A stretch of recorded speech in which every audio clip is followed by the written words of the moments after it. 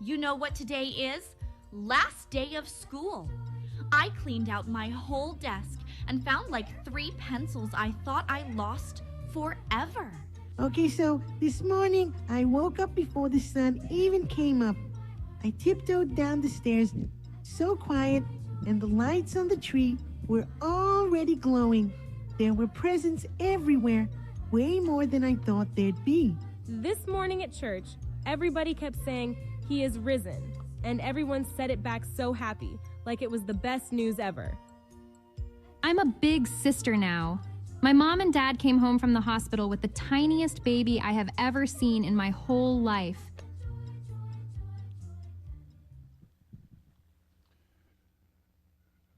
Today we get a new series, Jump for Joy. Everybody say that with me. Jump for joy. Ready? Jump for joy.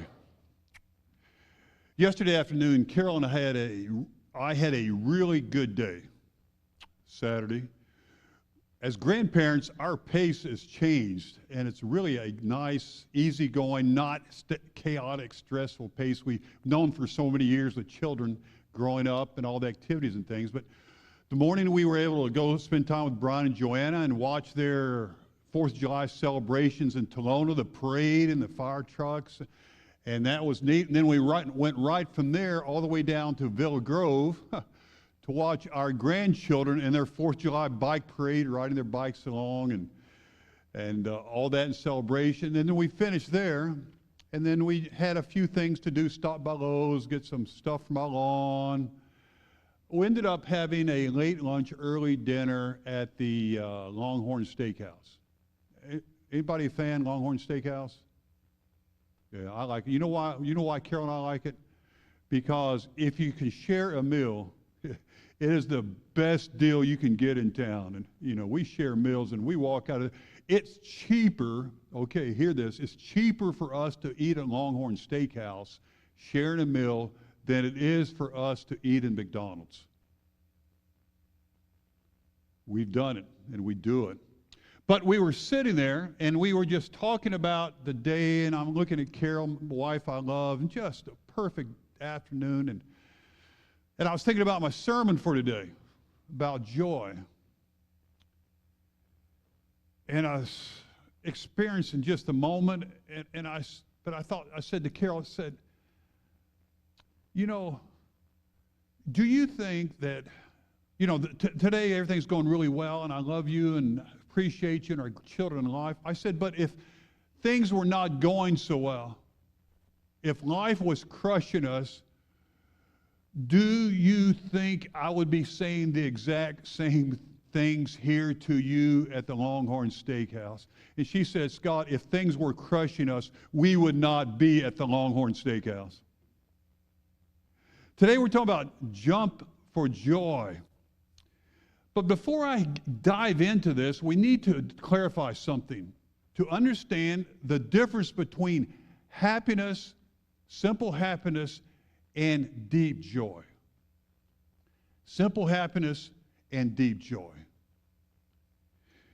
You see, happiness is the reaction to the outside world. It is triggered by events. Happiness is dependent on what takes place around us, the circumstances that confront us, the relationships that we are in at that moment in time. If things are going well and circumstances are really positive, what? We're happy, right?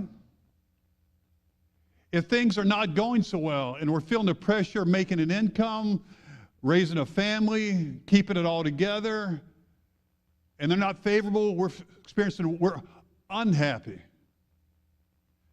But it's fleeting. It comes and goes based upon the circumstances. It can change from one moment to the next. You could be extremely happy because something great just happened to crush. Something bad just follows it. It changes everything. It's fleeting. It comes and goes. But joy, as I'm getting older, is different. It's a different way of being in this world. Joy is not based on what is outside of us. It's based on what is inside of us. It is not circumstance driven. It is driven by the depth of our being because of our spirituality, our relationship with God, compassion.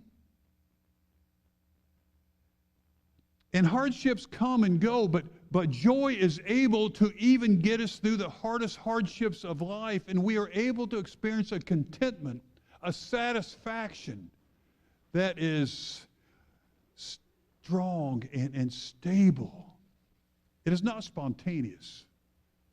It is enduring.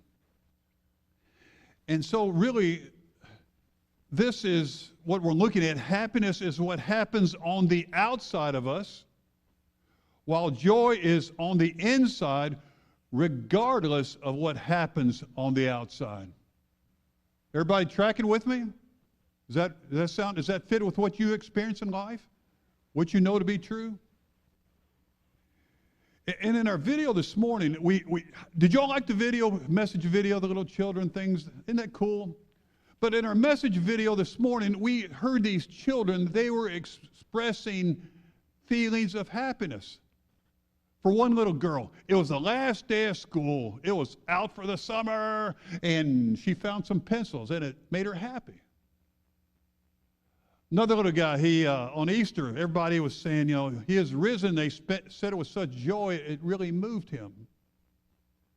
Another child, it was the Christmas presents coming down on Christmas morning. You know what I'm talking about. The Christmas presents there, oh, wow, just happiness and twilight, twinkle in the eye and smiles. And the little girl who became a big sister. Each of them expressing happiness because of the good that life had brought them. But what happens when, as we live life, it seems like it brings us nothing but bad? And our lives are shaken. When because we got poor grades in school, the last day of the school becomes the first day of summer school.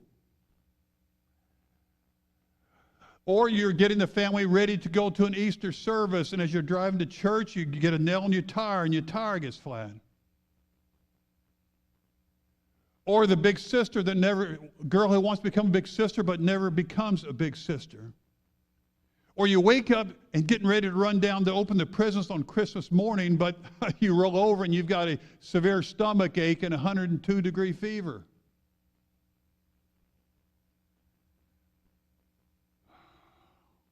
What do you do with that?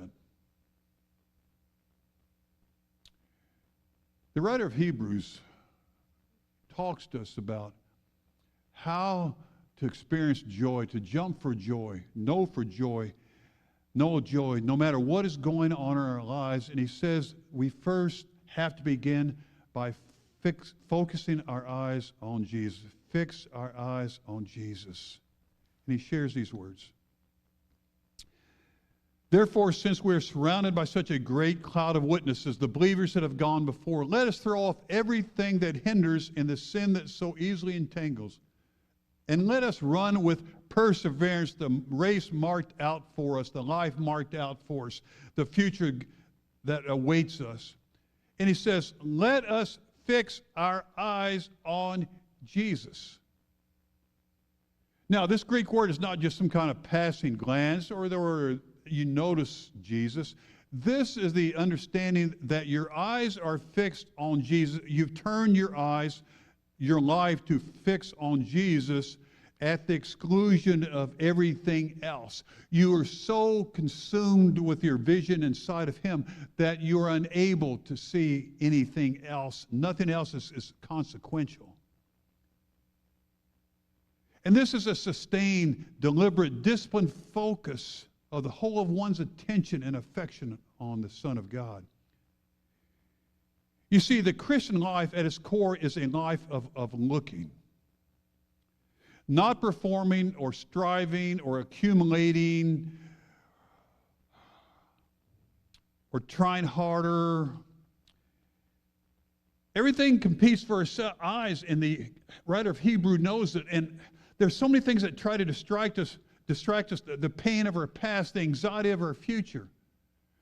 the uncertainty of the present, what people think about us, what society wants us to buy that is satisfying. All of these things and so much more call for the attention of our eyes.